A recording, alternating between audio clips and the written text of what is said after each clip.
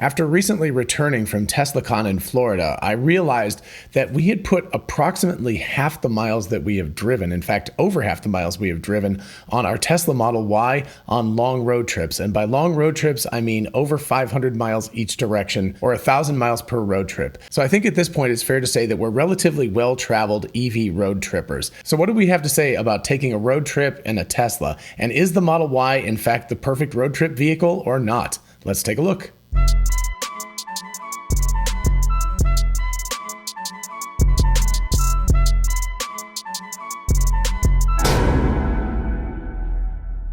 Hey y'all, it's Dr. Know-It-All. So first of all, I am trying out something new. I'm trying continuity cam with my iPhone 13 and my Mac Studio, and I'm curious to see how it works. I do not yet have a mount, so sorry for the kind of awkward angle that it's at, but tomorrow I should have a mount and I will try it at a better position so it looks a little bit better. So if you see kind of weird things like, if you see the ceiling and stuff like that, that's just because of that. But anyway, I do want to know what you all think about this and whether you think this is better than the Logitech Brio in terms of the quality of the camera and the look of it and all of that kind of stuff. So definitely let me know in the comments what you think about that. Okay, on to the topic at hand. So Misinformation and I have done over 19,000 miles or about 31,000 kilometers in road trips, and we have just over 37,000 miles on our Tesla Model Y at this point, which is pretty incredible considering we've only owned it for less than 2 years right now.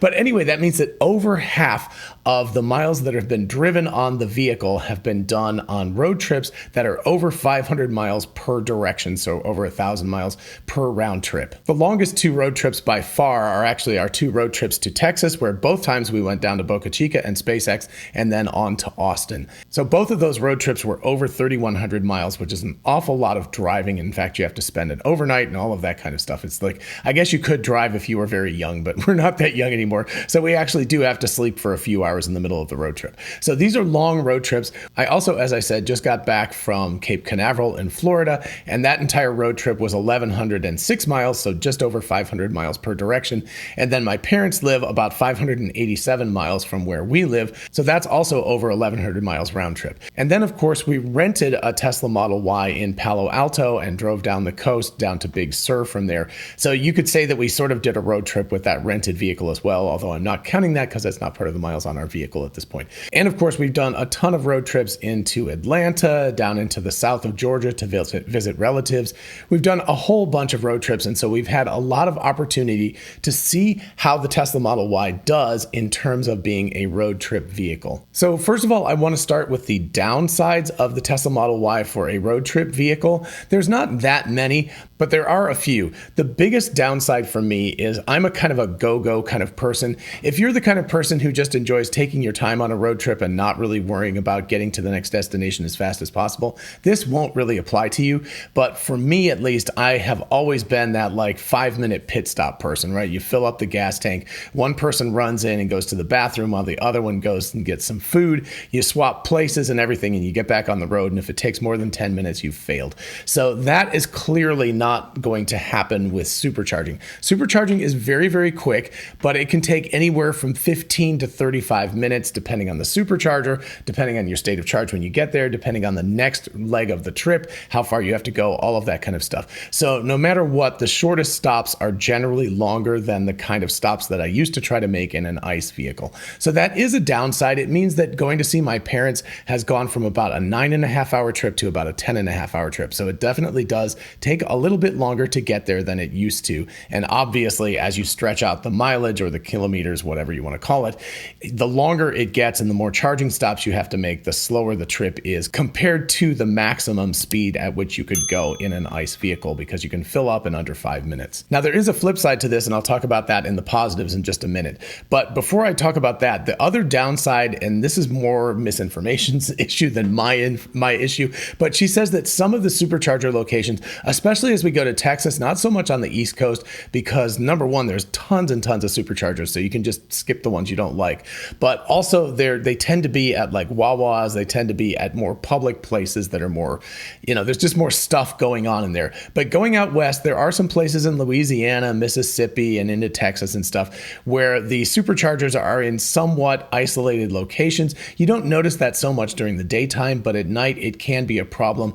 And honestly, even for me, it can sometimes be a problem because if you get to a place, a destination for supercharging at like midnight, and the only thing there is a Starbucks, which happens to be the case in Tifton, Georgia, then you are stuck with like, I can't go to the bathroom here. So that's really annoying. So during the day, no big deal. They always have some sort of facilities around in order for you to be able to go to the restroom, eat, things like that. But very, very late at night, it can be a little bit sketchy and it can be kind of awkward to stop where you might actually have to make another stop. So anyway, longer time to charge versus filling and potentially sketchy supercharger locations are two of the downsides. In the almost 2 years that we have owned the vehicle, however, I've noticed that you're able to kind of avoid some of the more sketchy locations if you're interested in doing that, if you care to do that, because more and more locations are coming online. And as for time, the more locations that are open with 250 kilowatt chargers as opposed to 150 kilowatt chargers, the faster you can charge. It really, really makes a difference if you drive the car down to like 10 or 15 or 20%. That first, whatever it is, say 15% to 50%, it charges really, really fast with a 250 kilowatt charger. So that really does make a difference in terms of the charging speed and the amount of time that you have to spend. So the more of those chargers that get into place and the more Tesla can choose those to do that, the faster your road trip goes. So some of those timings, even going to see my parents, the time has come down since we first did it 2 years ago almost. We did it at Christmas of 2020. That was our first sort of major road trip-ish. And at that point, there were a lot of 150 kilowatt chargers. In fact, I think they all were at that point. So there was a distinct reduction in the amount of time over the past couple of years as more and more 250 kilowatt chargers have come online between us and Washington, D.C. So those times have come down, so that's actually pretty good, but it still definitely does take longer to do the road trip on an EV than it does to do it in an ICE car. And now on to the positives. So I'm going to start with the same things I was talking about the negatives with to start with, and then we'll move on to some other things in addition to that. Number one, the charging being slower than gas fill-ups actually makes my wife very, very happy, because what it does is I get there and I'm just like, well, we got 20 minutes on the clock and there's nothing we can do, so we can go shopping. There's an REI that we like to go to on the way up to DC, so we'll just go hang out at the REI and I end up spending money at that place. So they should be very happy that there's a supercharger nearby, because I always find something on clearance or something and I'm like, ooh, that looks like a cool thing to get. So anyway, that's a cool thing. You just kind of chill out. You can go to the bathroom. You have plenty of time to just, sit around, do whatever you want to. You also know that you have time to go get food and everything if you want. We tend to travel, oftentimes at least, to see my parents with our pug, with Kona, and it's really nice too because she can walk. She never ever goes to the restroom. I don't know why. She just won't do it on a trip, but she loves to walk around and smell the grass and everything. So it makes her very happy too. So in general, the slower charging versus filling up the gas tank makes for just a nicer, more pleasant trip. As for sketchy supercharger locations or places that are kind of out of the way, again, really during the daytime, it really doesn't matter, but we've started to figure out a few of those places that my wife is not comfortable with at night. And the nice thing is that you can adjust for that. You can skip these things if you want to. You can make adjustments if you want. And so you can avoid them, because nowadays, as opposed to, again, 2 years ago, there was pretty much you had to go from one location to the next to the next. That was like the superchargers that you had. But now there's more variety and more choices, so you can actually make some decisions and you can look around. By the way, I highly recommend a better route planner. That is really, really good. And also the PlugShare app as well. Those things can show you superchargers all over the place. They can actually map out alternate routes, so you can take a look at that as well. And speaking of that, one of the really, really, really nice things about a road trip with a Tesla is there's just not a lot of thought. So what you do is you put in the destination, or just tell it the destination. You can just push the button and say where you're going. For example, when we were down in Florida, we went to 8701 Astronaut Boulevard at Port Canaveral, and the Tesla just routed us. It picked out the best way possible, and then it put in the supercharging stops along the way. And now there is an add a stop, a waypoint thing, and that was actually turned out to be very useful, because Chuck Cook invited us to come to Jacksonville on the way, which was not the way we were originally going to go, but he invited us to come to his house and try Chuck Cook's left turn. You can catch that video up here if you're interested in watching watching it. It was a lot of fun doing the left turn with him. But basically, we just added an extra stop in and it rerouted. It figured out all the supercharging stops, all of that kind of stuff. It's really remarkably like brainless, I guess. The computer does everything. You put in your destination, it tells you which superchargers you need to go to, how long you need to stop there, and when you stop and you get out, and if you wander around to someplace else, like a restaurant or Target or whatever it happens to be, it will actually notify you when it's time to go. It'll say you have 5 minutes left before you're ready to continue your trip, and then 0 minutes, and then it will continue to fill up to however much you have it set for if it's above what the road trip setting is. So anyway, all of that stuff is really, really great. You don't have to think about it at all. It just works. It's fantastic. I love it. I've become very addicted. I mean, even when I go to work in the morning, by the way, when you go to work or go to home, you can just literally swipe the navigation thing, the little thing that says navigation, you just go swipe, and it just, if you're at home, it says work, and if you're someplace else, it says home. And so it's a really, really fast way to input that. But even when I do that, I don't just drive to work, even though I know full well how to get there. I just like to have the navigation because it's nice to see it. But also, when you get on a road trip, the next huge advantage of a Tesla is that it has Autopilot. Whether you get the full self-driving beta or just the stuff that comes standard with the car, it is incredibly helpful for driving. If you get at least the Enhanced Navigate on Autopilot, which I believe is $7,000 in the US right now, it will actually do all of the navigation for you. It will not do city streets or anything like that. That's what the full self-driving beta, the very expensive thing is. So it won't do city streets, but if you're on a road trip, almost 95% plus of your road trip is likely to be on interstate type highways, very, very large highways. And in that case, this works fantastically. You put it in, it's got this little blue line. It follows the line. If it needs to get over in a lane, it gets over in the lane. If it needs to merge onto a different highway, it merges onto the different highway. It does all of this stuff. And of course, it lane centers and it keeps you going without you really having to concentrate it, aside from jiggling the steering wheel every once in a while. And let me tell you, after 4 or 5 or 10 or 15 or 20 hours of driving, this thing drives better than a human being does. It doesn't get tired. We humans get tired, right? You're great. I'm fantastic for an hour or two, right? I can drive for an hour or two, no problem. But after that amount of time, I just start to get sleepy. My focus goes. I'm thinking about things. I'm listening to music, listening to podcasts, whatever it is. My brain gets distracted. All of that kind of stuff can happen, and it can even happen relatively quickly after only a few minutes. But certainly after multiple hours of driving, and especially late at night and things like that, the car itself is safer than a human being driving under those circumstances. And beyond that, when you arrive at your destination, wherever that happens to be, you feel super, super rested. You're not stressed out and exhausted from, just doing this for hours and hours and hours and holding the thing. And you get into heavy traffic and you don't have to worry about it, all of that kind of stuff.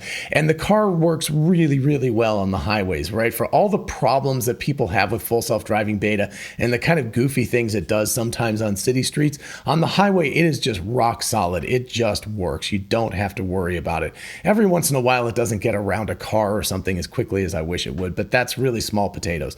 In terms of like these really, really multi-hour road trips, for that reason alone, just for Enhanced Navigate on Autopilot or full self-driving, whatever you have, just that factor alone means that I just can't go back. We tried doing a road trip down to Florida with our Mazda. Actually, we did do that. We went to see a rocket launch and we went down with the Mazda. That was actually the last long road trip we took in that car because we couldn't stand it. It was so annoying to actually have to drive all that distance as opposed to the car driving for you that we were just like, nope, no more. That's not going to be the case. And speaking of ICE cars and our Mazda, the two things that I've had to do with our Tesla Model Y since we purchased it, 37,000 miles or about 60,000 kilometers ago, is I've had to replace the windshield washer fluid multiple times because it does use that stuff up. And we did have to replace the tires after about 30,000 miles. Eventually, we're going to have to replace the 12-volt battery. I know that's coming up one of these days, but we haven't gotten any warnings yet. So anyway, those are the only kind of maintenance things that we've had to deal with. If we had an ICE car and we put 37,000 miles on it, I mean, we're looking at multiple oil changes at 7,000 miles per oil change. So that's 5 oil changes. I think we we'd be looking at 5 oil changes at this point, a new set of tires. We'd be looking at a couple of major maintenance things that you have to do every couple of years. So there's a whole bunch of expenses, and not just expenses, but the annoyances of having to do it, right? You have to actually go someplace and do it.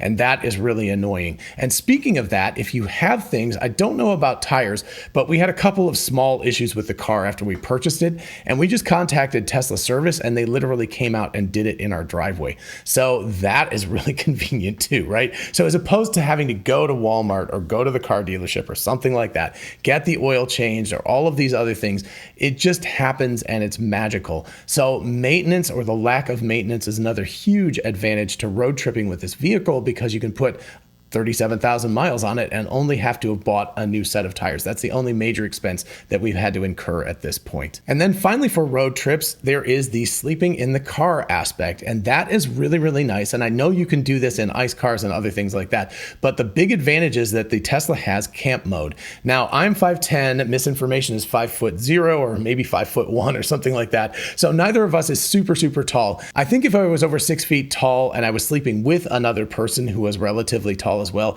it would start to get a little bit cramped in there. But we just have a blow-up mattress, and by the way, the link to that is in the description if you're interested, along with tire repair kit and also pucks to lift the car up if you ever do have issues and you have to take it to a store or something like that while you're on a road trip. I highly recommend getting something, whether or not you get the ones that are in the description, get something for your road trip, because it does happen. Weird things happen. You get flat tires, all that kind of stuff happens. But anyway, we have a blow-up mattress. We just move the seats all the way forward.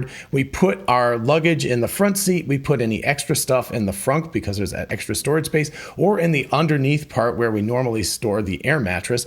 And we blow up the mattress, we sleep on it. And usually we only do this while we're actually traveling. So we'll pull into like a truck stop or something. I'm still trying to convince misinformation that we can do it at a supercharger, because I'm like, then we wake up and we have a charge automatically.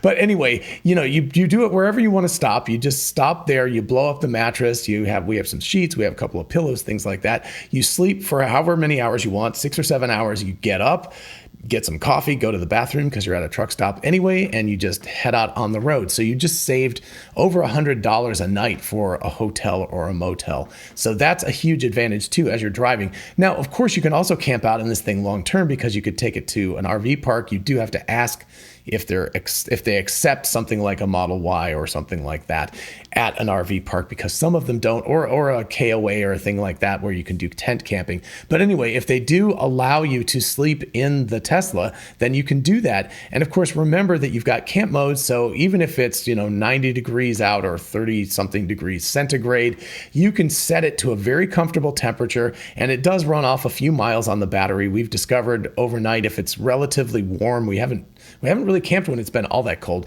but if it's significantly warmer than we want to sleep with, it will actually reduce it by like 10% or something. So it might take 25 or 30 miles off the range of the vehicle as you sleep overnight. But generally speaking, on a road trip, you're just going to make that up at a supercharger relatively soon anyway. And like I said, if you sleep at the supercharger, you can plug it in, then you can take it off, you can plug it back in the morning while you're brushing your teeth and doing things like that, and then get on the road. So anyway, you can make that stuff work, but it's far more comfortable. I really wouldn't like to sleep in an ICE car, because either you have to run the engine all night, which is terrible for the engine and very loud and annoying, or you have to just sleep with it being very hot and humid or cold and miserable or something like that. So generally speaking, it's pretty nice to sleep in a Tesla Model Y, and it actually has quite a bit of room. You close that back gate, put your head up near the front of the car so that you've got all that room. You can look out the ceiling, which is just glass, so you can actually see stars at night, assuming it's not that bright, at the parking lot wherever you are, and you just chill out. So it's actually really, really wonderful. So just quickly to recap, it does take longer than it does in a nice car, no doubt about that.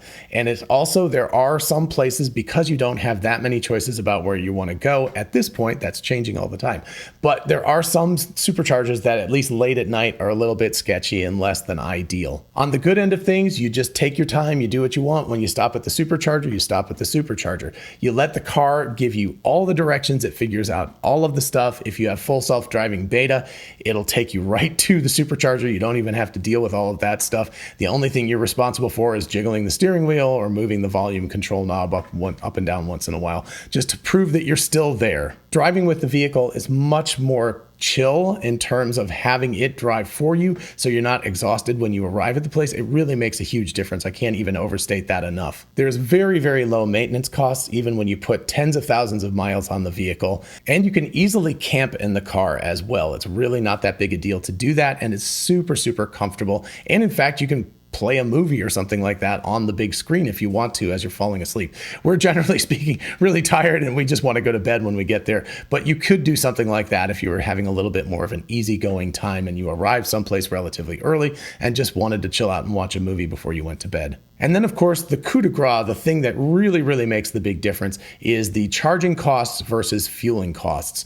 Now, we do have an extra little advantage, which is that we got a ton of referral miles before they canceled that program, before Tesla canceled the program. So basically, all of these road trips have been costless for us. We just drive wherever we want to go, we plug into the supercharger, and it costs us nothing. But even if it would cost you something, it's going to cost you a half to a quarter of what it would cost to fill up with a gas tank. So that is a huge, huge difference. So if you're going to spend $500 on gasoline, you might spend $250 all the way down to like $100, $150 in charging fees. So in terms of cost, it's far, far less money to charge up than it is to fill up. And that is a really, really big deal. So is the Tesla Model Y, in fact, the perfect road trip vehicle? Well, almost. It's really, really close. And probably the biggest thing that will make it the perfect road trip vehicle has nothing to do with the Model Y, but just getting more charging stations out there. So if there's more charging stations and ones that are a little bit safer for late at night, things like that, that will make it the perfect road trip vehicle. I can deal with the time unless you're under incredibly urgent demands, which is unlikely for road trips. Those are generally a little bit more relaxed and chill. Unless you're under incredibly urgent time demands, it's actually way, way nicer to just take your time, drive around, do whatever you want to. So the only real concern, and this is more again from my wife's point of view than from mine, is the middle of the night charging stations that are not in the super populated areas like gas stations or things like that that stay open all night. But aside from that, really, that's the only significant issue that keeps the Model Y from being a perfect road trip vehicle. And over the next few years, as Tesla and others roll out charging stations all across the country and around the world, that's going to go away. So the Tesla Model Y, in my mind, really is the perfect road trip vehicle until the Cybertruck comes out. And then it's going to change the game entirely, because either the Cybertruck, you sleep in the back of the Cybertruck, or you get the Cyberlander or something like that and you put it in the back, and that's going to change the game entirely. But until then, I'm happy to be driving my Model Y. I think it's a wonderful car for driving around the city and that sort of thing, but I really, really think it's an amazing road trip vehicle. And for people who worry about it and worry about range anxiety and all of that kind of stuff, stop worrying. Tesla takes care of it. You just put in your destination, the thing drives you to where it needs to go, it figures it all out. You get there, you're rested, you're happy, you get to see your family or your friends or the Grand Canyon or wherever you're going, and be happy about it instead of being exhausted from the drive. So take my word for it, get a Model Y, go on a road trip, and have an amazing time. All right, I hope you enjoyed this episode and found it fun and interesting and thought-provoking. If you did, please do like it so other people can find it, and of course, consider subscribing for more of this kind of content. As always, a huge shout out to my patrons on Patreon. Thank you all so much, especially with all the travel that we've been doing recently. Your support really is meaningful in a very, very big way, and I do appreciate it. Thank you. And if you're interested in a whole bunch of really cool merch, check out our merch store. Link is in the description. We have TeslaBot t-shirts, the Tesla meme t-shirt, Success is a Possible Outcome, 4680 battery cells. All of that stuff is on t-shirts, mugs, tumblers, and on. So check it out. And for those of you interested in investing, check out WeBull, an amazing platform for buying and selling stocks, and now cryptocurrencies like Bitcoin, Dogecoin, and others. Open an account and get a free stock valued at up to $200, and fund your account and get another free stock valued at up to $1,600. Check out the link in the description and help the channel at the same time. Thank you. And one other thing for my Patreon patrons and anybody else who's in the Florida area, I'm going to be down at TeslaCon Florida on October 21st and 22nd. So definitely come say hi to me if you're in the area. And finally, don't forget we are both Tesla and Amazon affiliates. If you look in the description, you can see how going shopping for a solar roof, a power wall, or anything on Amazon helps out the channel. In the meantime, I'll see you in the next one. Bye-bye.